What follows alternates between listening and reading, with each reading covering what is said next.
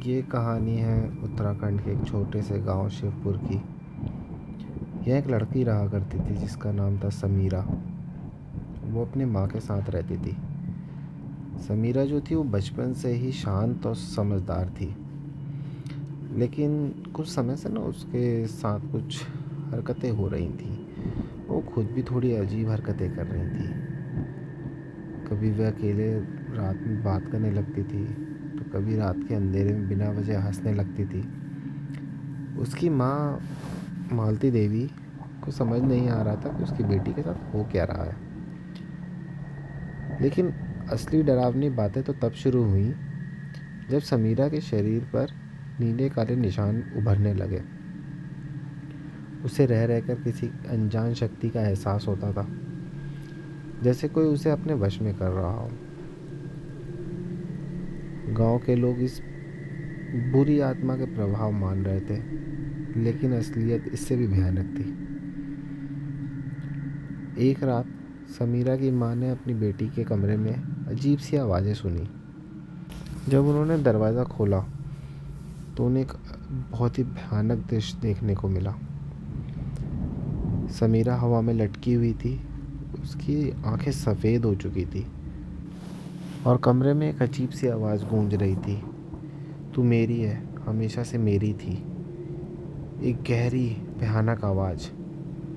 समीरा के चेहरे पे एक अजीब सा डरावना भाव था, मानो उसके शरीर के अंदर कोई और आत्मा आ चुकी थी। मालती देवी ने घबरा कर दरवाज़ा बंद कर दिया और गांव के पुजारी पंडित गोविंद को बुलाने के लिए दौड़ पड़ी।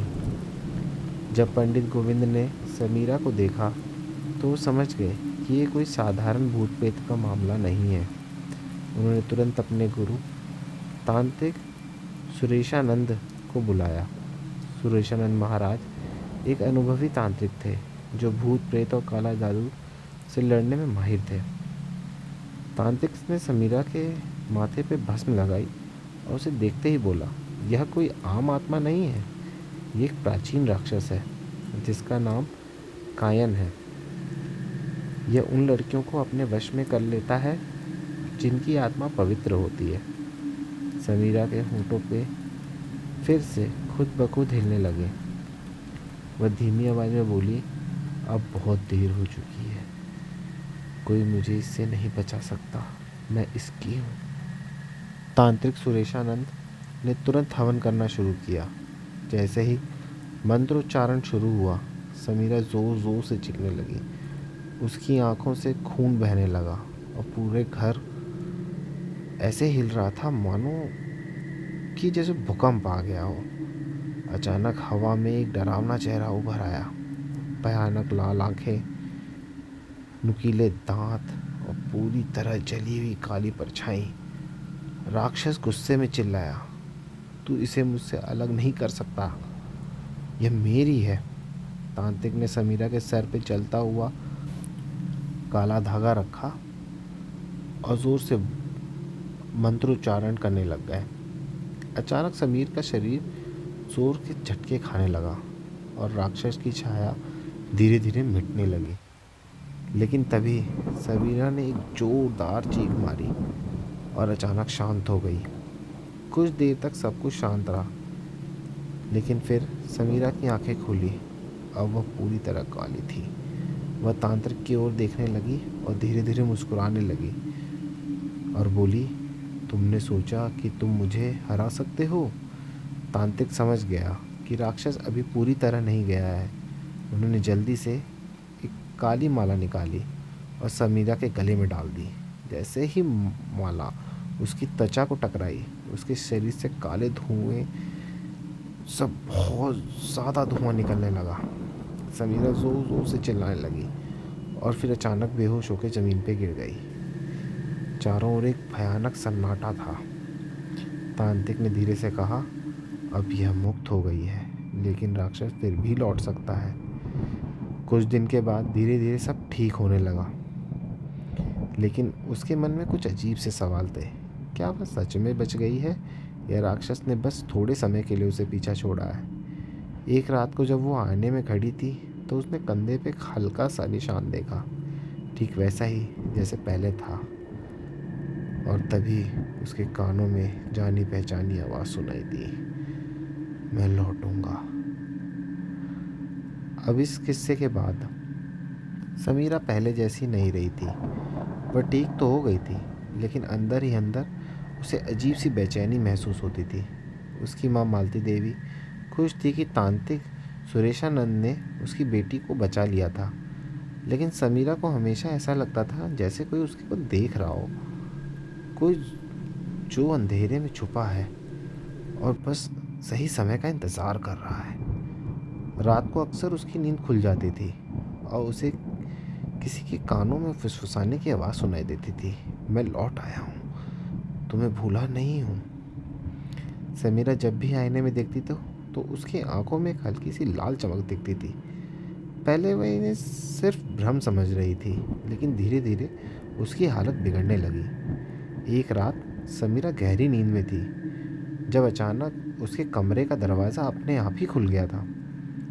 हल्की ठंडी हवा अंदर आई और कमरे में रखी चीज़ें हिलने लगीं। उसने धीरे से अपनी आंखें खोली और देखा कि सामने वाली दीवार पर कोई परछाई खड़ी है, लंबी, काली और उसकी तरफ बढ़ रही है। जैसे ही वो चीखने लगी, परछाई गायब हो गई, लेकिन उसके कानों में वह भयानक आवाज़ गूंजी, तुम मुझसे बच नहीं सकती, मैं तुम्हारे अंदर हूँ। अगले दिन मालती देवी ने देखा कि समीरा के हाथ पर वही अजीब निशान फिर से उभर आए हैं जो पहले तांत्रिक ने हटा दिए थे। अब मामला और भी डरावना हो गया था, क्योंकि एक बार भगाने के बाद जब दूसरी बार कोई प्रेत जो है वो दोबारा से उस शरीर को जब काबू करता है तो बड़ी दिक्कत होती है। तो मालती देवी दौड़ते हुए तांत्रिक के पास दोबारा पहुंची। जब तांत्रिक ने समीरा की हालत देखी तो उसके चेहरे पे गंभीर भाव आ गए। यह राग तब वो बोला, यह राक्षस पूरी तरह नष्ट नहीं हुआ था, यह अब समीरा के खून में समा चुका है। इसे भगाने के लिए हमें इसकी असली कहानी जाननी होगी। तांत्रिक ने अपने पुराने ग्रंथों को खोला और एक चौंकाने वाली सच्चाई सामने आई। कायन सिर्फ एक राक्षस नहीं, बल्कि एक श्रापित आत्मा भी है। सदियों पहले इसकी आप ये कह सकते हैं कि इसने एक लड़की की आत्मा के अंदर कैद कर दिया गया था और अब ये समीरा को अपनी नई कैद बनाना चाहता था। अब केवल एक ही उपाय बचा था, एक महायज्ञ जिसने राक्षस को हमेशा के लिए नष्ट किया जा सकता था। तो जब रात हुई, रात के समय गांव में सब पुराने मंदिरों में तांत्रिक ने हवन शुरू किया। चारों ओर दीपक जलाए, मंत्रों का जाप किया। समीरा को यज्ञ वेदी के पास बैठाया गया, लेकिन जैसे ही मंत्रों की शक्ति बढ़ी, वह जोर जोर से तड़पने लगी थी। अचानक मंदिर के अंदर ठंडी हवा चलने लगी, दीपक बुझने लगे। समीरा जोर से चिल्लाई, मुझे मत छोड़ो, मैं इसे जाने नहीं दूंगा। समीरा के शरीर से काला धुआं और लपटें उठने लग गई थी। उसकी आंखें पूरी तरह सफ़ेद हो गई। वह हवा में उठी, पूरे मंदिर हिलने लगा था, मानो कोई भयानक भूकंप आया गया हो। तांत्रिक ने मंत्र उच्चारण और तेज कर दिए। अचानक समीरा जोर से चीखी और उसके शरीर में एक विशाल काली छाया निकली। यह कायन था, आग की लपटों से घिरा हुआ, पूरी तरह गुस्से में, लेकिन इस बार वह पहले से भी ज़्यादा शक्तिशाली लग रहा था। कायन ने जोर से दहाड़ा और मंदिरों की चारों ओर अपनी शक्तियां फैलाना शुरू कर दी। गांव के लोग डरकर भागने लगे। समीरा पूरी तरह बेहोश थी, लेकिन तांत्रिक ने हार नहीं मानी। उन्होंने एक विशेष मंत्र का उच्चारण किया और ज़ोर ज़ोर से उसे बोलने लगे। जैसे ही उन्होंने खंजर को हवा में उठाया और समीरा के ऊपर निशान वाले स्थान पर रखा, कायन भयंकर दर्द से चिल्लाने लगा। मंदिर की दीवारें हिलने लगीं, ज़मीन फटने लगी और चारों ओर आग फैलने लगी। लेकिन फिर अचानक से सब शांत हो गया। कायन की चीखें मंदी पड़ने लगीं और धीरे धीरे वह राख में बदल गया। यज्ञ पूरा हुआ। समीरा के शरीर से धीरे धीरे काले निशान मिटने लगे और उसकी सांसें सामान्य हो गई। मालती देवी रोते हुए अपनी बेटी के पास पहुंची तांत्रिक ने कहा, एक गहरी सांस ली और बोले, अब यह हमेशा के लिए ख़त्म हो गया है। लेकिन जैसे ही उन्होंने मंदिर के बाहर कदम रखा, समीरा की आंखें धीरे धीरे खुली और इस बार उसमें एक हल्की सी लाल चमक फिर दिखाई दी। समीरा पहली जैसी नहीं रही थी, वो बदल चुकी थी। गांव के लोग सोच रहे थे कि वह ठीक हो गई है, लेकिन उसकी माँ मालती देवी अभी भी डर में थी। समीरा के चेहरे पे एक अजीब सी शांति थी, जो असल में तूफान के पहले की खामोशी थी। तांत्रिक सुरेशानंद को एहसास हो चुका था कि कायन पूरी तरह से नष्ट नहीं हुआ है। वह अब समीरा के भीतर कहीं छिपा हुआ था, बस सही वक्त का इंतज़ार कर रहा था। उस रात तेज़ आंधी चल रही थी। हवा इतनी तेज़ थी कि पेड़ टूटने लगे थे। समीरा अपने कमरे में अकेले बैठी थी जब अचानक उसके आईने में कुछ हलचल महसूस हुई। जैसे ही उसने ध्यान से देखा, आईने में उसके प्रतिबिंब मुस्कुरा उठा, लेकिन वह कोई आम मुस्कान नहीं थी। अब बचने का कोई रास्ता ही नहीं था। समीरा की आंखें लाल हो चुकी थी। उसके शरीर पे एक काली छाया निकलने लगी। वह ज़मीन पे गिर पड़ी और ज़ोर से चीख उठी। मालती देवी फिर दौड़ते हुए आई, लेकिन जैसे ही उन्होंने अपनी बेटी को देखा, उनके होश उड़ गए। समीरा पूरी तरह कायन के वश में थी। तांत्रिक सुरेशानंद तुरंत समीरा के पास पहुंचे। उन्हें समझ नहीं आ रहा था कि ये हुआ कैसे।